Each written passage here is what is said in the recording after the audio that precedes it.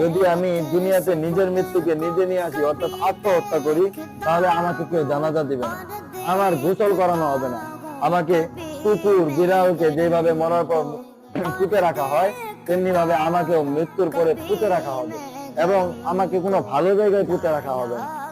এমন এক জায়গায় পুঁতে রাখা হবে যে জায়গাটা হবে দুর্গন্ধময়, যে জায়গাটার মধ্যে দেখা যাবে যে সবসময় নাপাকি থাকে, যে জায়গাটার মধ্যে সবসময় গন্ধ খারাপ, এমন একটা জায়গা যে জায়গায় কখনো আজানের আওয়াজ শোনা যায় না, এরকম একটা জায়গায় আমাদেরকে পুঁতে রাখা হবে।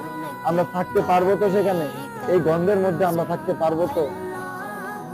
আর আমাদের মা বাবাকে, আমরা মৃত্যুবরণ করার পর আমাদের মা বাবাকে অনেক কষ্ট সহ্য করতে হবে।